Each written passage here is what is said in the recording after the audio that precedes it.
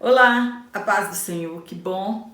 Hoje nós já estamos na lição de número 6, estamos aprendendo bastante neste trimestre e hoje na aula de número 6 nós vamos iniciar os dons ministeriais. Na semana passada nós terminamos os dons espirituais e hoje nós vamos falar sobre os dons ministeriais. Para você que está aqui pela primeira vez, eu sou Jane Martins de Souza, sou professora, também superintendente de Escola Bíblica Dominical. Para mim é um prazer muito grande ter cada irmão, cada irmã aqui no meu canal. Você pela primeira vez, seja bem-vindo. Também todos os nossos irmãos que estão aqui todas as semanas. Que Deus da pessoa de Jesus Cristo continue te abençoando grandemente. Quero agradecer cada comentário de incentivo. Vocês que estão orando por mim, obrigada por isso, porque careço mesmo de oração e também de uma forma simples, estou apresentando todos os irmãos nas mãos de Deus para que Ele possa dar vitória para todos nós, em nome de Jesus. Então, hoje na lição de número 6, nós vamos falar sobre o primeiro dom ministerial, que é o ministério de apóstolo. O nosso texto, para a base desse estudo, está em Efésios capítulo 4, versículo 7 ao versículo 16. Então, hoje nós introduziremos os dons ministeriais, que nós também encontramos na carta aos Coríntios, que nós estamos lendo desde a primeira aula. Falando em relação também aos dons dados à Igreja de Jesus Cristo. Nós sabemos que em Romanos também tem uma lista de dons espirituais e também ministeriais e também dons de serviço. Então nós encontramos em Efésios, em Coríntios e em Romanos, nós encontramos essa lista de Paulo. Nós sabemos que em todo o Novo Testamento nós vamos encontrar em algumas cartas também falando a respeito dos dons para a igreja. Quando Jesus subiu ao alto, diz a palavra de Deus, ele então deu dons aos homens, como nós já falamos em outras lições. Se você não assistiu às minhas outras aulas, eu te aconselho que você assista para que você fique inteirado mais a respeito dos dons espirituais. E aqui nós vamos tratar daquelas pessoas que foram capacitadas por Jesus Cristo e que elas foram dadas como dons para a igreja. É o que nós chamamos de dons ministeriais. O Espírito de Deus escolhe pessoas que são capacitadas por Ele mesmo, pelo Espírito Santo. E estas pessoas capacitadas, vocacionadas, chamadas por Deus, elas são doadas para a igreja como dons para a igreja. O primeiro da lista nós vamos falar hoje, que é o ministério de apóstolo, sabendo que são 5 os dons ministeriais, que são de apóstolo, profetas, evangelistas, pastores e doutores ou mestres. E é primordial que nós saibamos de fato quais são estes dons ministeriais e quantos eles são. Tudo que Deus fez, tudo que Deus faz, existe um propósito primordial. Nós servimos a um Deus que tem todo o poder no céu e na terra, mas que também Ele é um Deus de propósito. Deus não faz as coisas aleatoriamente. Deus nunca foi pego de surpresa. A igreja não foi uma carta B na manga de Deus. Não, tudo propósito de Deus. E até mesmo os dons espirituais e os dons ministeriais são propósitos de Deus para a igreja de Cristo, para o crescimento do reino de Deus. Então, estes dons ministeriais, eles foram dados para a igreja com propósitos especiais. Quais são esses propósitos destas pessoas que foram doadas como dons para a igreja?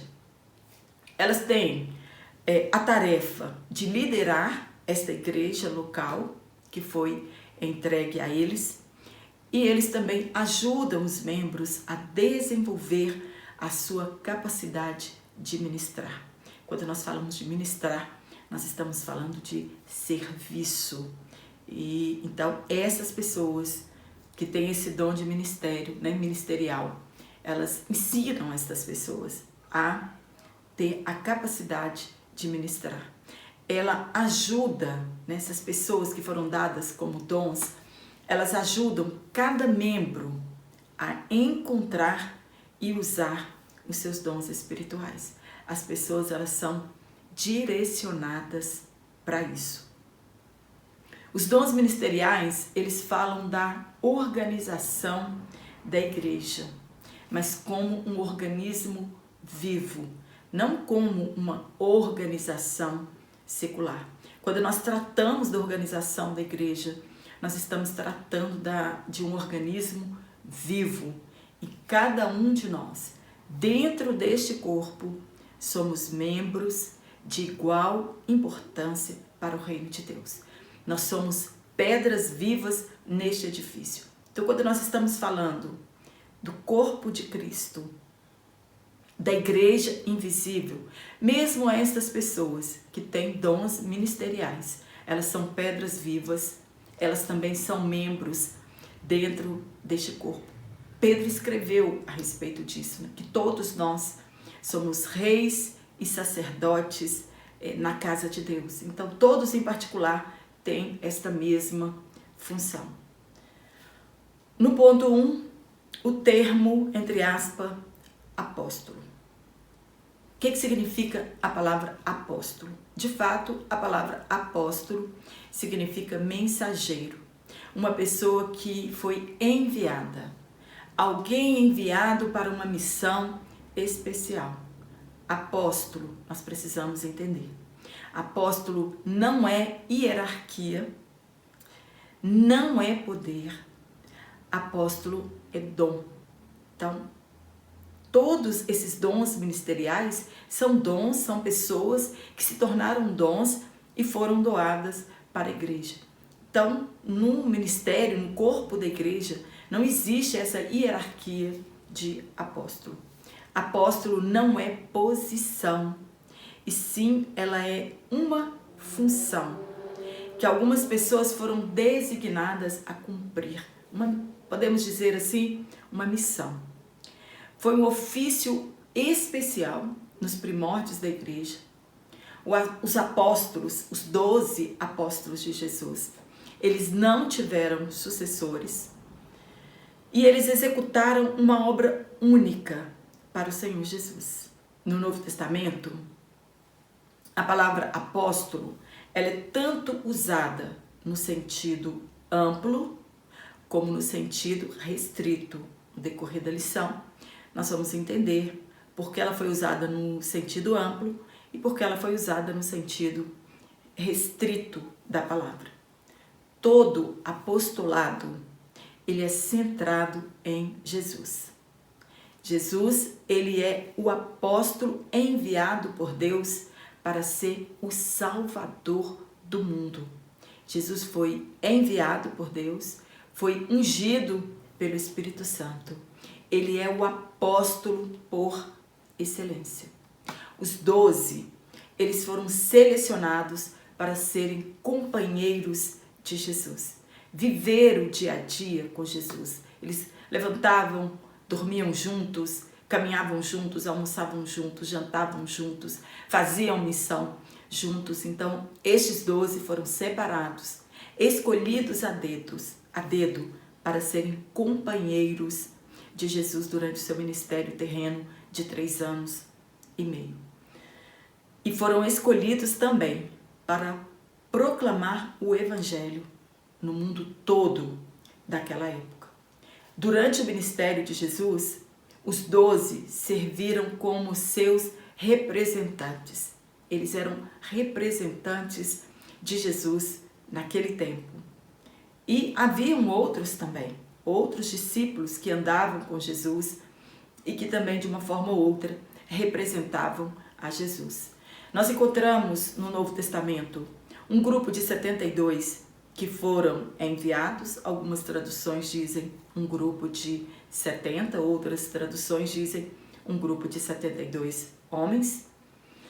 Depois nós encontramos 120 que permaneceram fiel, orando, esperando a promessa do Pai. Os apóstolos São as primeiras dádivas de Cristo para a sua igreja. E os ministros estabelecidos por Deus na igreja. O trabalho dos 12, ele é ímpar, ele é singular. Ninguém nunca mais vai fazer o que aqueles homens fizeram no ministério de Jesus e depois no tempo da igreja do século I. No ponto 2, o colégio apostólico. No sentido restrito, apenas os 12 discípulos escolhidos por Jesus. Somente eles fizeram parte do colégio apostólico. E eles foram escolhidos por Jesus depois de uma noite inteira de oração. Uma noite inteira de vigília. E olha, que eles não eram os homens mais perfeitos que tinha na face da terra. Eles não eram os melhores, mas foram os escolhidos por Cristo. Então Jesus os designou apóstolos, que significa enviados com uma missão especial. E quem são estes apóstolos? Quem são estes discípulos? Nós precisamos, aprender o nome dos 12 apóstolos de cor. Eu sei que a gente vai lendo, vai esquecendo, é tanta coisa para a gente guardar, mas é muito bom nós sabermos o nome dos 12 apóstolos, Tem pessoas que sabem o nome de todos os cantores, de todos os artistas, enfim, nome de todos os jogadores de futebol e não sabem o nome dos 12 apóstolos. Então, é uma oportunidade ímpar para você também relembrar o nome destes apóstolos. Então, são eles: Pedro, Tiago e João, Filipe, Natanael, Judas Iscariotes, Judas ou Tadeu, Tiago, filho de Alfeu, Simão, o Zelote, Mateus ou Levi, nós podemos encontrar Mateus ou Levi, André e Tomé. Os pré-requisitos para a substituição apostólica nós encontramos lá no livro de Atos, quando Salmos já profetizava que o lugar do traidor seria ocupado por outro. E no Novo Testamento, cumprindo aquela profecia que havia sido dita a respeito do filho da perdição, pelo Espírito Santo eles foram guiados a escolher outro para ocupar o lugar de Judas Iscariotes. Mas havia pré-requisitos para que essa pessoa fizesse parte deste colégio apostólico. Aqui, esses 12 que nós falamos, foram os primeiros discípulos apóstolos escolhidos por Jesus. Nós sabemos que depois da traição, ele saiu e outro foi escolhido pelo Espírito Santo, Matitias. Então, quais eram os pré-requisitos para a substituição apostólica? Quem poderia ocupar esse colégio apostólico? Ele precisava ter andado com Jesus, juntamente com os discípulos, desde o batismo até a sua ressurreição e ascensão. Na verdade, estes 12 foram representantes de Jesus. No período inicial da igreja, eles eram os únicos ensinadores e líderes da igreja.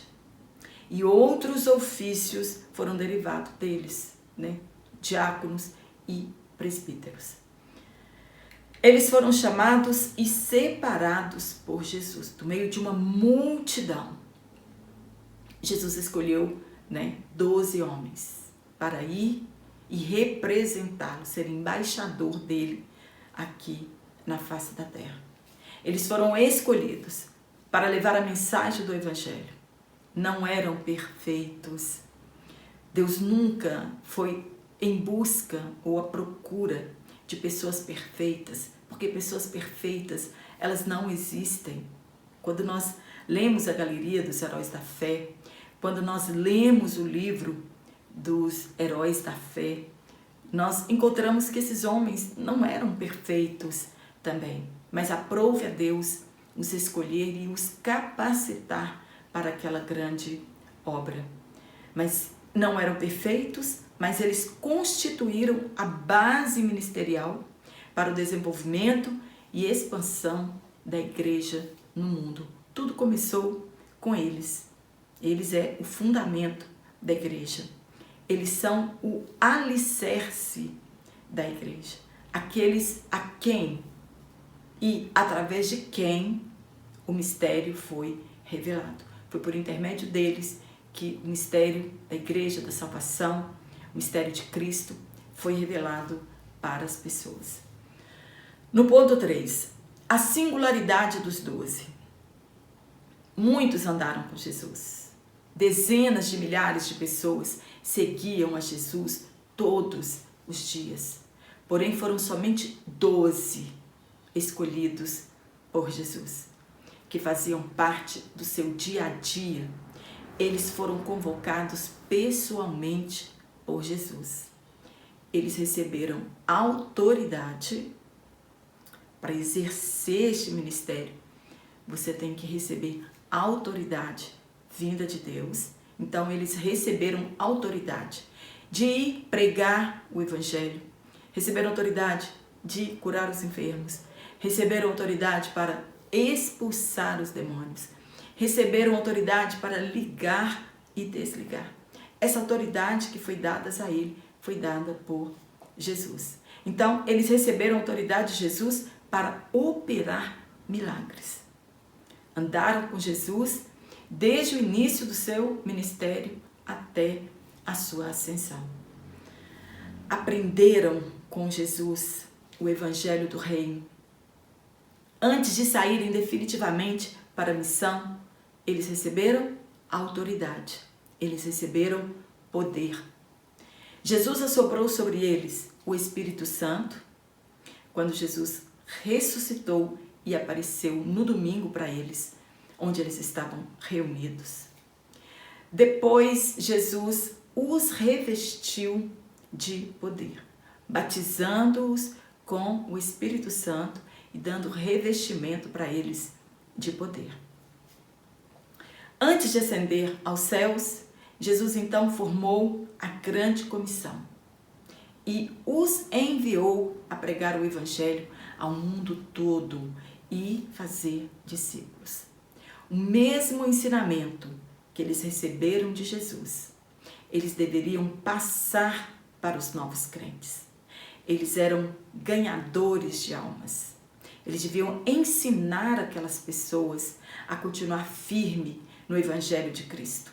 Eles eram multiplicadores de novos crentes para o reino de Deus. No tópico 2, nós vamos falar sobre o apóstolo Paulo.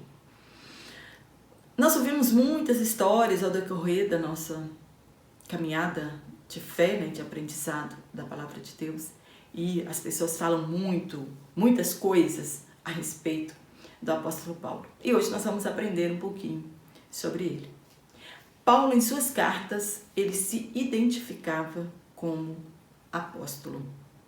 Em todas as cartas ele se reafirmava como apóstolo, para que as pessoas entendessem que ele tinha sido, sim, chamado para evangelizar os gentios e que ele fora enviado por Jesus para ganhar almas para o reino de Deus. Ele também recebeu um chamado diretamente de Jesus Cristo no momento de sua conversão. Ele não teve uma experiência similar aos dos apóstolos, mas ele teve um encontro pessoal com Jesus a caminho de Damasco. Paulo, em suas cartas, ele se apresenta como apóstolo de Cristo. E ele diz que o evangelho que ele tinha recebido, ele não tinha recebido de homens. Ele não tinha aprendido de homens, mas ele tinha recebido diretamente de Jesus, por revelação. Então, não foi aprendido. Ele não andou com Jesus aqui fisicamente, mas por revelação, Jesus entregou para ele o evangelho do reino para os gentios. E assim ele o faz para confirmar a sua autoridade como mensageiro de Cristo, pois essa autoridade dele, ela foi contestada por muitos irmãos. Muitas pessoas contestaram esse ministério apostólico de Paulo. Quem era Paulo? Quem era esse jovem, né, que depois envelheceu pregando o evangelho de Jesus? No primeiro ponto, Saulo e a sua conversão. Quem que era Saulo? Saulo, ele era um judeu da dispersão, nascido em Tarso da Cilícia. Quando criança, ele viveu em meio à cultura grega, helenística. Um israelita circuncidado da tribo de Benjamim, falava a língua aramaica em casa, herdeiro da tradição do farisaísmo, era observador da Torá, quer dizer, da lei de Deus, e ele sobrepunha os demais no judaísmo. Então ele era praticamente um mestre no judaísmo. Era também um cidadão romano. Aparentemente, diz os historiadores, ele herdou a cidadania romana de seu pai. Talvez o pai do apóstolo Paulo deve ter prestado algum serviço relevante ao governo romano e por isso ele ganhou a cidadania romana. Então, como o pai tinha a cidadania romana, todos também recebem a cidadania romana. Na sua conversão, passou de Saulo, o perseguidor fariseu, para Paulo, o apóstolo dos gentios. Muitas pessoas acreditam que o nome dele foi mudado, que Jesus mudou o nome de Saulo para Paulo. Na verdade, não aconteceu dessa forma. Ele foi criado aos pés de Gamaliel em Jerusalém, um dos maiores rabinos daquela época, e a partir de Atos, do capítulo 13, ele passa a ser chamado de Paulo. Não que houvesse mudança do seu nome. Saulo era o seu nome judaico e Paulo era o seu nome romano. Uma tradução de nome, coisa que não existe hoje mais. Hoje nós não traduzimos o nome de um idioma para a língua portuguesa. A pessoa deve ser tratada como ela é tratada onde ela nasceu. Um homem que deixou um legado glorioso, escreveu 13 cartas dos 27 livros do Novo Testamento. O seu legado foi grandioso para o cristianismo. O Espírito de Deus revelou coisas para eles maravilhosas que nós já aprendemos, né, sobre o mistério da igreja, sobre a nova humanidade, sobre a igreja invisível, nós como membros deste corpo invisível. Enfim, este homem deixou um legado glorioso para todas as igrejas de todos os séculos. Teve revelações maravilhosas dos segredos que estavam ocultos em Deus e ocultos em Cristo. Sofreu muito por causa da pregação do Evangelho. Ele se doou para ganhar almas para o reino de Deus. Ele já não considerava mais a sua vida como importante, os bens terrenos como importante, a fama como mais importante em sua vida. Ele reputou a tudo em favor da obra missionária. Um dos maiores nomes da igreja. Porém, ele não pertencia ao colégio dos 12. Ele não tinha o requisito para fazer parte dos 12. Reconheceu, mesmo com a grandiosidade do seu chamado, que ele não merecia ser chamado assim. Ele acreditava que tinha nascido fora do tempo, que ele era o menor de todos, que Jesus apareceu a todos e somente muito tempo depois disso, muitos anos depois, é que Jesus apareceu para ele. Isso tudo é propósito de Deus. Nem Paulo entendia o porquê disso. Às vezes nós encontramos as pessoas, mas por que que os 11 não esperaram mais um pouco, né, e colocasse Paulo para ocupar o lugar de 12? Havia requisitos para ser chamado apóstolo de Jesus Cristo. Os apóstolos reconheceram em Paulo que lhe tinha sido confiada a pregação do Evangelho. As igrejas implantadas pelo apóstolo Paulo era o selo do seu ministério apostólico. Nós encontramos registradas na Bíblia 3 viagens missionárias do apóstolo Paulo. Ele foi enviado pela igreja, pelos 12, por esse colégio apostólico. Ele foi enviado por eles para fazer missão pelo mundo afora. E alguns estudiosos dizem que, na verdade, houve uma 4ª viagem missionária do apóstolo Paulo. No terceiro tópico, nós vamos falar sobre a apostolicidade atual. Como é esse ministério hoje, na atualidade? No ponto 1, ainda há apóstolos? Muita gente tem dúvida disso. No sentido restrito da palavra, não existem mais apóstolos hoje. Somente os 12, mais o apóstolo Paulo, que foi considerado apóstolos na igreja do século I. E no sentido amplo, era um mensageiro ou um agente. Nós encontramos no Novo Testamento citação de outras pessoas que foram chamadas também de apóstolos. Barnabé e Paulo foram chamados de apóstolos, Silas, Timóteo, Epafrodito, eles todos foram chamados de apóstolos, mas no sentido amplo da palavra. Eles cumpriam a missão de ir e evangelizar outros lugares. Mas como os 12, não houve e nem haverá nunca mais. No milênio, os 12 se assentarão sobre tronos para julgar as 12 tribos. Os 12 fundamentos do muro da cidade no céu, estão os nomes deles. No fundamento deste muro da cidade estão os nomes dos 12 apóstolos. Então, não há nenhuma sucessão apostólica. Os 12 morreram, vamos colocar outros no lugar dos 12. Nunca houve essa sucessão apostólica.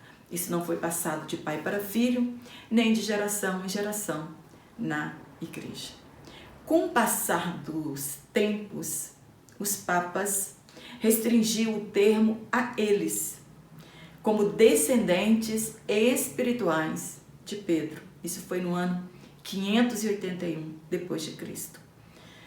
E quando foi no ano 1049 depois de Cristo, no concílio de Reims, declarou que o Papa é o único primaz apostólico. O que quer dizer isso?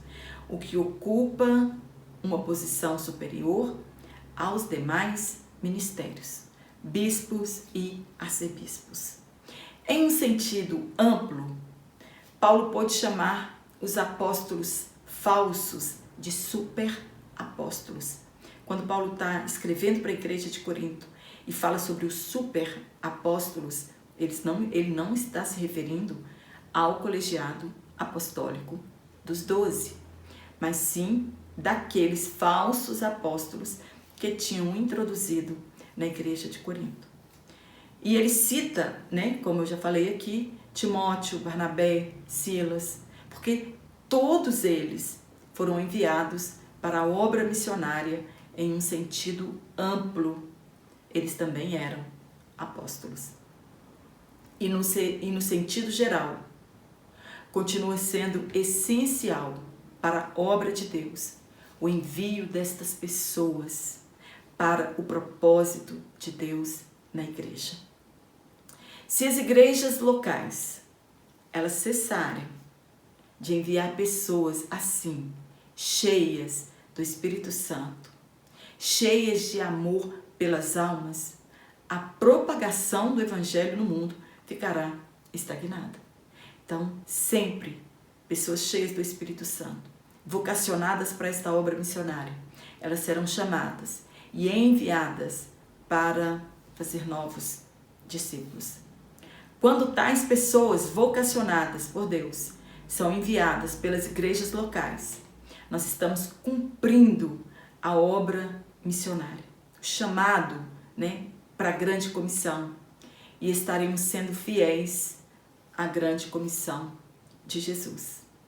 A missão de um apóstolo, qual que é a missão de um apóstolo? Qual é a missão de um enviado? É romper barreiras, ganhar almas para o reino de Deus e estabelecer igrejas. Estes são os propósitos de quando são enviados missionários. Muitas igrejas hoje, infelizmente, elas seguem a Igreja Católica neste quesito para justificar a existência do poder papal. Então, não existe apóstolo presidindo igrejas locais como dom ministerial. Isto é antibíblico. Existem vários homens, desde os séculos passados, que atuam no ministério, mas em caráter apostólico. Não que ele seja apóstolo, mas ele trabalha em caráter apostólico, indo, rompendo barreiras, ganhando almas para Jesus e estabelecendo igrejas. Esse é o sentido de ser enviado para fazer missões. Enviados para uma missão mais do que especial. É diferente de você ir para uma cidade vizinha, de fazer missão no seu bairro, de você fazer missão na sua cidade. São lugares onde você vai ter que romper barreiras culturais e ganhar almas para Jesus. O nosso comentarista, ele cita alguns nomes que faz a história, que fizeram a história da igreja e de homens que foram chamados por Deus para romper barreiras, fazer missões transculturais, romper barreiras de cultura, de diferença, de etnia. Então são pessoas vocacionadas pelo Espírito Santo, que não estão importando mais com o destino da sua vida. Homens e mulheres que entregaram suas vidas para a obra missionária. Graças a Deus, até o dia de hoje, o Espírito Santo continua vocacionando pessoas para esta obra maravilhosa. Estes homens e mulheres, eles não buscaram riqueza terrena. Quando nós estudamos a vida dos 12 apóstolos, eles não se preocupavam mais com a sua segurança, mais com a sua vida, mais com seus bens terrenos. O desejo deles, a chama que ardia no coração deles, era de fazer missão, era de tirar almas, que estavam destinadas ao inferno. Então, essas pessoas que são vocacionadas para isso, elas não estão se importando com fama, com holofotes, de juntar fortunas aqui neste mundo. Eles não têm suas vidas por preciosas, quando o propósito era avançar com o reino dos céus. Quando você tem essa chama ardendo no seu coração, a única coisa que importa é fazer missões. Eles deixaram seus nomes escritos, não na calçada da fama, mas no livro da vida, na história da igreja. Esses homens fizeram a história da igreja. De tempos em tempos, Deus levanta homens e mulheres cheios do Espírito Santo e cheios de amor pela obra missionária. Homens como John Wesley, no século XVIII. Se você nunca leu sobre a vida desses homens, eu te aconselho que leia, porque esses homens nos inspiram a fazer a obra de Deus. Então, John Wesley, no século XVIII, foi uma criança que sobreviveu a um incêndio aos 5 anos de idade. Mais tarde, ele foi reconhecido como um tição tirado do fogo. Foi um dos nomes que mais se destacou no avivamento. Foram 50 anos de ministério, ganhando almas para Jesus, rompendo barreiras, estabelecendo igrejas. Ele, com 8 anos de idade, foi admitido a participar da ceia do Senhor. Ele pregava 780 vezes por ano. Quando as igrejas fechavam as portas para ele, ele pregava nos cultos ao ar livre. Foi apedrejado, arrastado como morto pelas ruas. Ele foi um dos responsáveis pelo grande avivamento na Inglaterra e na América do Norte. Ele ganhou fortunas, né, escrevendo livros, Bíblias, Novo Testamento, inários, e morreu pobre, pois ele dedicou toda a sua riqueza à obra missionária. Também é citado aqui William Carey, pai das missões modernas. Também é citado Hudson Taylor, que no século XIX era o primogênito de sua família, e seus pais então um dia oraram e apresentaram aquela criança nas mãos de Deus, para que ele fosse enviado para a obra missionária. Ele cursou medicina e Deus ardeu em seu coração uma chama missionária, um amor pelos perdidos na China. Ele orava e chorava todos os dias, pensando nos milhões de almas que todos os dias na China desciam para o inferno, sem ter alguém que levasse o evangelho para aquelas vidas. Então ele entrou lá como médico para romper aquelas fronteiras, para alcançar os chineses, e se caracterizou como tal, diz a história da sua vida. Em 3 meses que aquele homem estava na China, ele distribuiu 1.800 novos testamentos e evangelhos e mais de 2.000 livros, tudo doado com recurso próprio. Ficou sem recursos, mas nada o impedia de continuar. Um homem que renunciou ao luxo e à ostentação. Morreu pobre também. Um homem que orava pedindo que Deus enviasse mais missionários para a China. Ele sempre dizia em suas orações, a sede nas suas orações, a motivação das suas orações era para que Deus enviasse mais missionários para a China. E ele pediu a Deus 100 missionários, porque ele queria evangelizar a China inteira. Ele visitou 51 aldeias e ele orava todos os dias para que Jesus salvasse almas ali na China. 57 anos de ministério missionário, dedicados à obra de Deus. E terminou a sua vida na China, lutando pela causa do Evangelho. E o que falar de Moody? Viveu também no século XIX, um homem incrível, um dos maiores vultos da história da igreja. Ele tem uma história maravilhosa. Um homem que ganhou 500.000 almas para o reino de Deus. Ele é conhecido como o ganhador de almas. Foi o maior ganhador de almas que existiu na história da igreja. Foi o homem mais usado por Deus para ganhar almas. Ele era um apaixonado pela escola bíblica dominical. Ele construiu escolas, alargando o alcance de almas com o ensino da palavra de Deus.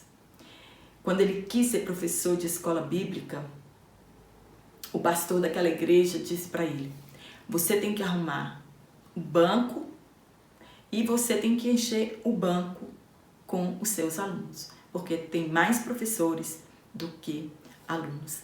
E a alma dele ardia tanto no seu coração que ele alugou um banco, foi nas ruas e trouxe alunos. No próximo domingo ele alugou outro banco e encheu de alunos. E ele foi ganhando almas para o reino de Deus, levando pessoas para a escola bíblica dominical.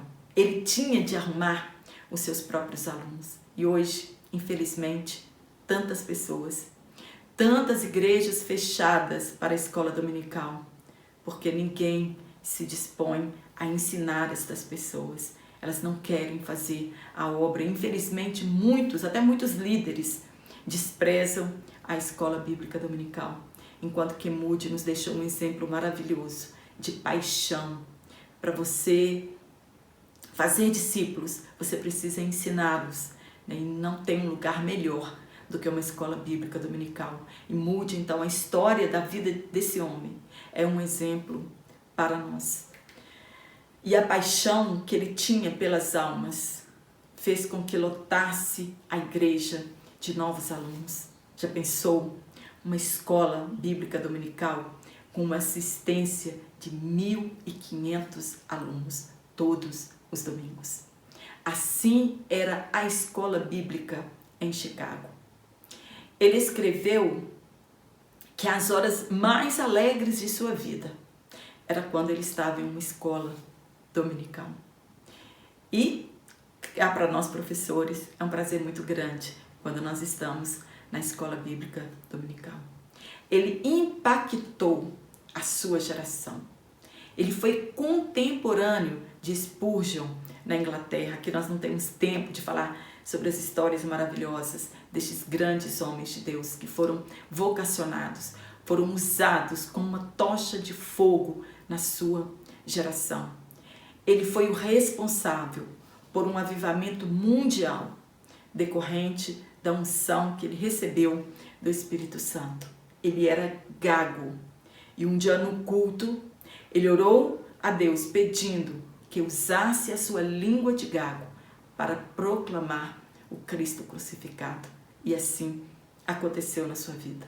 Ele não era um homem formado, ele não era um homem instruído, mas ele incentivava os jovens a estudarem e ele construiu escolas. Ele sempre dizia que os jovens sim precisavam ser instruídos e que o mundo precisava de homens e mulheres inflamados com o fogo do Espírito Santo. Deus precisa apenas de um homem ou de uma mulher inflamados com o Espírito Santo para que a obra de Deus ela seja realizada. Todos os dias ele pedia a Deus uma alma para que ele pudesse ganhá-la. Ele não dormia se ele não tivesse ganhado uma alma para Jesus naquele dia. Tem histórias maravilhosas, testemunhos maravilhosos a respeito disso. O que dizer de Gunnar Vingre e Daniel Berg, que também incendiados pelo avivamento da Rua Azusa no século XX, foram enviados ao Brasil. Deixaram tudo para trás, sua cultura, sua vida, seu conforto. Refutou tudo isso em prol do Evangelho e vim fazer missão aqui no Brasil. E é por isso que nós estamos aqui hoje, porque estes homens atenderam ao chamado, né, apostólico de vir aqui no Brasil e romper barreiras e romper fronteiras, né, de fazer missão transcultural e ganhar almas para o reino de Deus, de estabelecer igrejas aqui no Brasil. E eles são responsáveis por dezenas de milhares de almas que aceitaram a Jesus. Eles desembarcaram em Belém, trouxeram a tocha, a chama do Espírito Santo, fundaram as Assembleias de Deus aqui no Brasil e de lá até hoje. Os seus nomes ecoam pelos nossos ouvidos. Não se importaram com o ambiente inóspito que eles encontraram aqui, não se importaram com a falta de recursos, eles vendiam Bíblias para sobreviver. Mas estes homens apenas queriam obedecer o ID de Jesus. Amém? Espero ter te ajudado com este comentário. Se você gostou, dá um curtir aqui na minha aula. Se você ainda não é inscrito no meu canal, então se inscreva. Compartilhe as minhas aulas em suas redes sociais para que o meu canal continue crescendo e ele possa chegar ao alcance de outras pessoas, que assim como eu tenho ajudado alguns, que eu possa ajudar outras pessoas no ensino da palavra de Deus. E eu quero mandar aqui um abraço para alguns irmãos que me pediram para mandar um abraço, mas quero mandar um abraço geral aqui para todos os irmãos, todas as irmãs que têm comentado na minha aula. Muito obrigada pelos comentários carinhosos. Você que tem me dado dica, Deus abençoe né? Nós vamos crescendo assim, com as críticas positivas, com as críticas negativas, mas quanto mais você se envolve com o meu canal, quanto mais você comenta, quanto mais você curte, mais o meu vídeo é sugerido para outras pessoas. Então eu quero mandar um abraço para irmã Cristina, na Serra, no Espírito Santo, para Maria Soares, em Boston, nos Estados Unidos. Um abraço para você. E eu também tenho um filho que mora aí na Califórnia, nos Estados Unidos. Também quero mandar para os irmãos, né? Mandar um abraço para os irmãos da EBD, na Assembleia de Deus em Sertãozinho, em São Paulo. Também um abraço para os irmãos lá em Maceió, para Maria Tereza em Nazaré da Mata, em Pernambuco, para os irmãos de Salvador, Bahia, para Rodrigues Muri, em Jacareacanga, no Pará, também para Keren Apuc, em Paulista, no Pernambuco. Forte abraço para todos vocês e eu te espero aqui na nossa próxima aula, se Deus assim nos permitir. Então.